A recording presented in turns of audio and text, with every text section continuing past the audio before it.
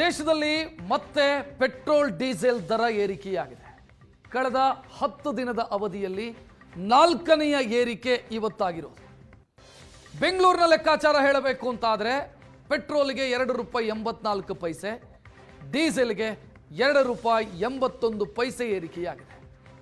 ವಾಹನ ಸವಾರರು ಆಕ್ರೋಶ ವ್ಯಕ್ತಪಡಿಸ್ತಾನೆ ಇದ್ದಾರೆ, ಆದರೆ ದರ ಏರಿಕೆಯಾಗ್ತಾನೆ ಇದೆ. ಇಲ್ಲಿಗೆ ನಿಲ್ಲತ್ತಾ ಅಂತ ಕೇಳಿದ್ರೆ ಇಲ್ಲ ಅನ್ನುವಂಥ ಉತ್ತರವೇ ಸಿಗ್ತಾ ಇರೋದು. ಇನ್ನಷ್ಟು ಜಾಸ್ತಿ ಆಗುವಂಥ ಮುನ್ಸೂಚನೆ ಇದೆ. 10 ದಿನದ ಅಂತರ ಅಂದರೆ ಮೇ 15ಕ್ಕೆ ಶುರುವಾಯಿತು ದರ ಏರಿಕೆಯ ಪರ್ವ. ಮೊದಲ ಏರಿಕೆ ₹3 ಚಿಲ್ಲರೆ, ₹3.25 ಚಿಲ್ಲರೆ. ಒಟ್ಟು ಮೊನ್ನೆ 15ನೇ ತಾರೀಕಿಂದ ಇವತ್ತಿನವರೆಗೆ ಆಗಿರೋದು ಪೆಟ್ರೋಲ್ಗೆ ₹7.97, ಡೀಸೆಲ್ಗೆ ₹7.81 ಏರಿಕೆಯಾಗಿದೆ. ಹತ್ರ ₹8 ಜಾಸ್ತಿ ಆದಂಗಾಯಿತು ಪರ್ ಲೀಟರ್. ಕರ್ನಾಟಕದ ಬೇರೆ ಬೇರೆ ಕಡೆ ಬೇರೆ ಬೇರೆ ರೀತಿಯಲ್ಲಿ ದರ ಇದೆ. ಬೆಂಗಳೂರಿನಲ್ಲಿ ₹2.84, ಪೆಟ್ರೋಲ್ಗೆ ₹2.81, ಡೀಸೆಲ್ಗೆ ಜಾಸ್ತಿ ಆಗಿದೆ. 2 ದಿನದ ಹಿಂದೆ 95 ಪೈಸೆ ಜಾಸ್ತಿ ಆಗಿತ್ತು ಡೀಸೆಲ್ ಮತ್ತು ಪೆಟ್ರೋಲ್ ಎರಡಕ್ಕೂ ಕೂಡ. ಇವತ್ತು ₹2.84, 81 ಜಾಸ್ತಿ ಆಗಿದೆ. ₹7.97 ಪೆಟ್ರೋಲ್ಗೆ ಒಂದು 10 ದಿನದ ಅಂತರದಲ್ಲಿ ಜಾಸ್ತಿ ಆಗಿರೋದು. ₹110.93 ಇವತ್ತಿನ ರೇಟು ಪರ್ ಲೀಟರು ಪೆಟ್ರೋಲ್. ₹98.79 ಡೀಸೆಲ್ಗೆ ಇವತ್ತಿನ ರೇಟು. ಸೊ ಅಲ್ಲಿಗೆ ಪೆಟ್ರೋಲ್ 110ರ ಗಡಿ ದಾಟ್ತು, ಡೀಸೆಲ್ 100ರ ಹತ್ರ ಬಂದು ನಿಂತಿದೆ.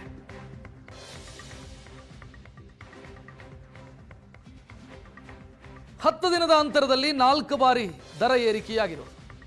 ಯಾವ್ಯಾವಾಗ ಎಷ್ಟೆಷ್ಟು ದರ ಏರಿಕೆಯಾಗಿದೆ ಅನ್ನೋದನ್ನು ನೋಡ್ತಾ ಇದ್ದೀರಿ. ಮೇ 15ನೇ ತಾರೀಕು ಎಲೆಕ್ಷನ್ನ ರಿಸಲ್ಟ್ಗಳೆಲ್ಲ ಬಂದಿತ್ತು, ದರ ಏರಿಕೆ ಖಚಿತ ಆಗಿತ್ತು. ಎಷ್ಟು ಒಂಥರ ದೇಶದ ಜನರಿಗೆ ಕನ್ಫ್ಯೂಷನ್ ಇತ್ತು. ಯುದ್ಧ ಶುರುವಾದ ನಂತರ ಆದಂಥ ಮೊದಲ ಏರಿಕೆ ಇದು.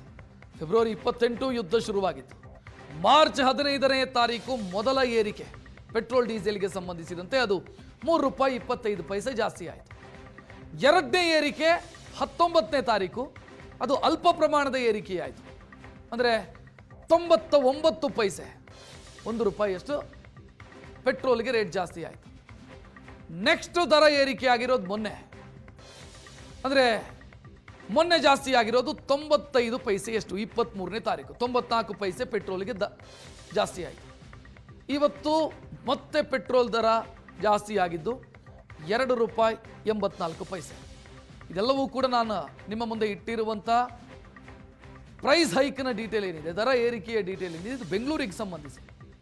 ಬೆಂಗಳೂರಲ್ಲಿ 10 ದಿನದಲ್ಲಿ ಏರಿಕೆಯಾಗಿದ್ದು ₹7.97 ಪೆಟ್ರೋಲಿಗೆ ಜಾಸ್ತಿ ಆದಂಗಾಯಿತು. ಇನ್ನು ರಾಜ್ಯದ ಬೇರೆ ಬೇರೆ ಜಿಲ್ಲೆಗಳಲ್ಲಿ ಬೇರೆ ಬೇರೆ ರೀತಿಯಲ್ಲಿ ಪೈಸೆಗಳ ಲೆಕ್ಕಾಚಾರದಲ್ಲಿ ವ್ಯತ್ಯಾಸ ಇದೆ. ಕಾರಣ ಸಾಗಣೆ ವೆಚ್ಚವನ್ನು ಪರಿಗಣಿಸಿ ದರ ಏರಿಕೆಯಾಗುತ್ತೆ. ಇನ್ನು ಡೀಸೆಲ್ ಯಾವ ರೀತಿ ಜಾಸ್ತಿ ಆಯಿತು ನೋಡ್ತಾ ಇದ್ದೀರಿ. ಡೀಸೆಲ್ನ ಮೊದಲ ಏರಿಕೆ ₹3.11 ಮೇ 15ನೇ ತಾರೀಕು. 19ನೇ ತಾರೀಕು ಮತ್ತೆ ಜಾಸ್ತಿ ಆಯಿತು, 95 ಪೈಸೆ ಆಸುಪಾಸಲ್ಲಿ 94 ಪೈಸೆ. 23ನೇ ತಾರೀಕು ಮತ್ತೆ 95 ಪೈಸೆ. ಇವತ್ತು ಜಾಸ್ತಿ ಆಗಿದ್ದು ₹2.81. ಡೀಸೆಲ್ಗೆ ಟೋಟಲ್ ಆಗಿ 10 ದಿನದಲ್ಲಿ ಜಾಸ್ತಿ ಆಗಿದ್ದು ₹7.81 ಬೆಂಗಳೂರಲ್ಲಿ ಜಾಸ್ತಿ ಆಯಿತು ಪರ್ ಲೀಟರ್. ಸೊ ಅಲ್ಲಿಗೆ ಜನರಿಗಿರುವಂಥ ಆತಂಕ, ಹಂತ ಹಂತವಾಗಿ ಜಾಸ್ತಿ ಮಾಡ್ತಾರೆ ಅನ್ನೋ ಅಂದಾಜು ಜನರಿಗೂ ಕೂಡ ಸಿಕ್ಕಿತ್ತು. ಇದು ಎಲ್ಲಿ ಹೋಗಿ ತಲುಪತ್ತೆ ಅನ್ನೋದು ಸದ್ಯಕ್ಕಿರುವಂಥ ಪ್ರಶ್ನೆ. ಅಂತಾರಾಷ್ಟ್ರೀಯ ಮಟ್ಟದಲ್ಲಿ ಪರಿಸ್ಥಿತಿ ಸರಿ ಹೋಗಿದೆಯಾ ಅಂತ ಕೇಳಿದ್ರೆ ಇಲ್ಲ, ಇನ್ನೂ ಪರಿಸ್ಥಿತಿ ಸರಿ ಹೋಗಿಲ್ಲ. ಶೀಘ್ರದಲ್ಲೇ ಪರಿಸ್ಥಿತಿ ಸರಿ ಹೋಗುತ್ತಾ ಅಂತ ಕೇಳಿದ್ರೆ ಅದಕ್ಕೂ ಕೂಡ ಉತ್ತರ ಸಿಗ್ತಾ ಇಲ್ಲ, ಅನಿಶ್ಚಿತತೆಯಲ್ಲೇ ಇದೆ. ಡೊನಾಲ್ಡ್ ಟ್ರಂಪ್ ನಿಮಿಷಗೊಂದು ಮಾತನಾಡ್ತಾರೆ, ಗಂಟೆಗೊಂದು ಎಚ್ಚರಿಕೆಯನ್ನು ಕೊಡ್ತಾರೆ. ಏನಾಗ್ತಿದೆ ಅನ್ನೋದನ್ನು ಅಂದಾಜು ಮಾಡೋದಕ್ಕೂ ಆಗದಂಥ ಸ್ಥಿತಿ ಇದೆ. ಹೊರ್ಮುಜ್ ಜಲಸಂಧಿಗೆ ಹಾಕಲಾಗಿರುವಂಥ ದಿಗ್ಬಂಧನ ಕಂಟಿನ್ಯೂ ಆಗಿದೆ. ಭಾರತ ಮಧ್ಯಪ್ರಾಚ್ಯ ರಾಷ್ಟ್ರಗಳನ್ನು ಹೊರತುಪಡಿಸಿ ಬೇರೆ ದೇಶಗಳಿಂದ ಪೆಟ್ರೋಲ್ ಖರೀದಿ ಅಂದರೆ ಕ್ರೂಡ್ ಆಯಿಲ್ ಖರೀದಿಯನ್ನು ಜಾಸ್ತಿ ಮಾಡಿಕೊಂಡಿದೆ. ನಮಗೆ ಸದ್ಯ ವೆನಿಜುವೆಲಾದಿಂದ ದೊಡ್ಡ ಪ್ರಮಾಣದಲ್ಲಿ ಕ್ರೂಡ್ ಆಯಿಲ್ ಬರ್ತಾ ಇದೆ, ರಷ್ಯಾದಿಂದ ದೊಡ್ಡ ಪ್ರಮಾಣದಲ್ಲಿ ಕ್ರೂಡ್ ಆಯಿಲ್ ಬರ್ತಾ ಇದೆ. ಆದರೆ ಮಧ್ಯಪ್ರಾಚ್ಯದಿಂದ ಬರ್ತಾ ಇರುವಂಥ ಕ್ರೂಡ್ ಆಯಿಲ್ಗೂ ವೆನಿಜುವೆಲಾದಿಂದ ಬರ್ತಾ ಇರುವಂಥ ಕ್ರೂಡ್ ಆಯಿಲ್ಗೂ ದರದಲ್ಲಿ ವ್ಯತ್ಯಾಸ ಇದೆ. ಸಾಗಣೆ ವೆಚ್ಚ, ಸಾಗರ ಸಾಗಣೆ ವೆಚ್ಚ, ಓಷನ್ ಫ್ರೈಟ್ ಜಾಸ್ತಿ ಆಗುತ್ತೆ.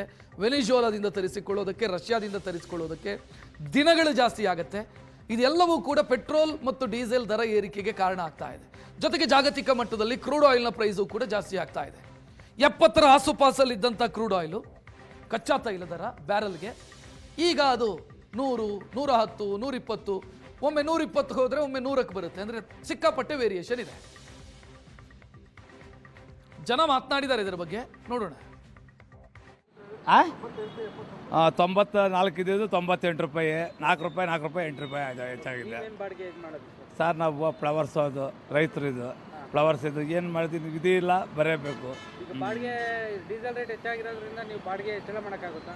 ಬಾಡಿಗೆ ಸರ್ ಎಲ್ಲಿ ಕೊಡ್ತಾರೆ ಸರ್? ಬಾಡಿಗೆ ಹೆಚ್ಚಳ ಮಾಡೋಕೆ ಹೋದ್ರೆ ಎಲ್ಲಿ ಕೊಡ್ತಾರೆ? ಇವಾಗೇ ಗುಣಿತಾರೆ, ಎಲ್ಲಿ ಕೊಡ್ತಾರೆ ಬಾಡಿಗೆಗಳು ಹೆಚ್ಚು?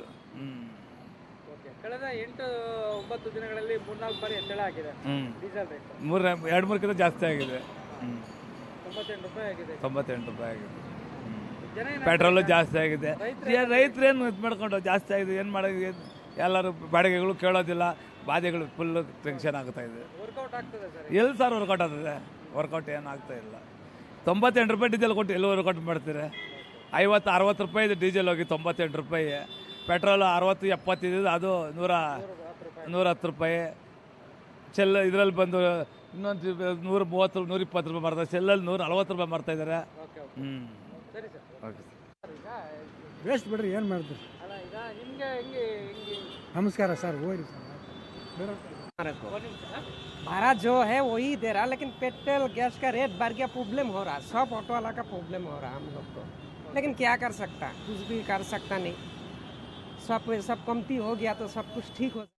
ಏನೆಲ್ಲ ಏನು ಕಮ್ಮಿ ಮಾಡಲ್ಲ ಯಾರು ಜನ, ಏನು ಗೌರ್ಮೆಂಟ್ ಏನು ಮಾಡ್ತಾರೆ ಗೊತ್ತಿಲ್ಲ. ಕಳೆದ 8 ದಿನಗಳಲ್ಲಿ 8 ಬಾರಿ ಪೆಟ್ರೋಲ್ ಮೇಲೆ ಡೀಸೆಲ್ ಹೆಚ್ಚಳ ಆಗಿರೋದು 8 ರೂಪಾಯಿ ಅನ್ನಿಸ್ತು. ಏನು ಮಾಡೋಕ್ಕಾಗತ್ತೆ? ಗೌರ್ಮೆಂಟ್ ಸರಿಯಿಲ್ಲ, ಏನು ಮಾಡೋಕ್ಕಾಗತ್ತೆ? ಜನ ಕಷ್ಟಪಡೋದು ಜಾಸ್ತಿ.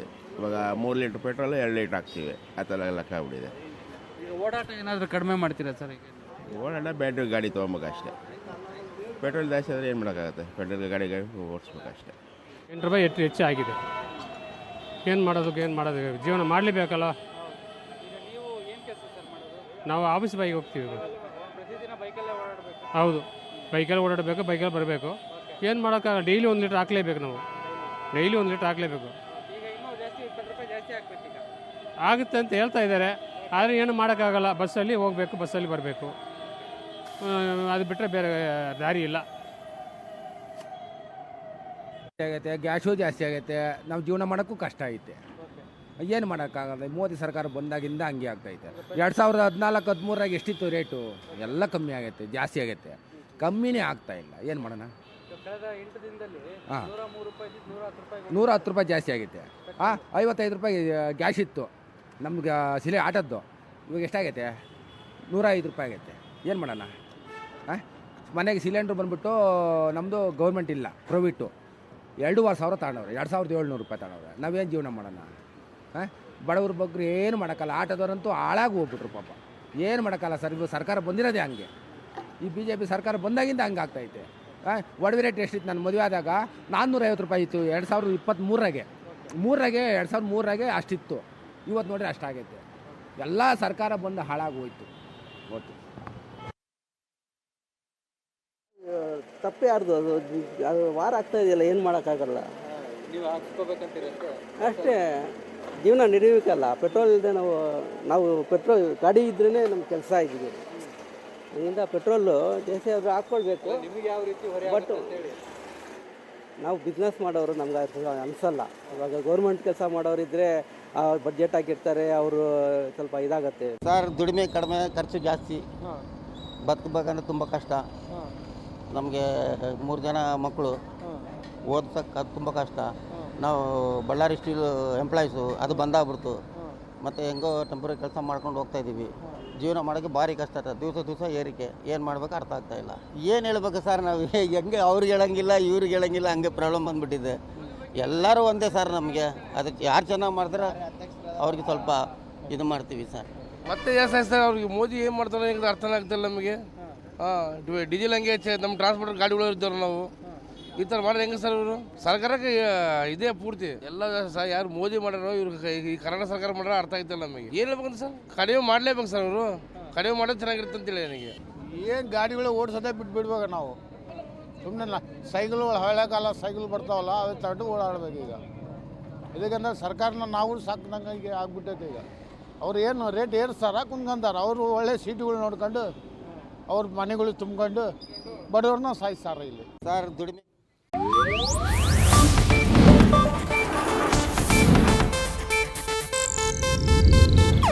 ಇದು ಏಷ್ಯಾನೆಟ್ ನ್ಯೂಸ್ ನೆಟ್ವರ್ಕ್ ಪ್ರಸ್ತುತಿ.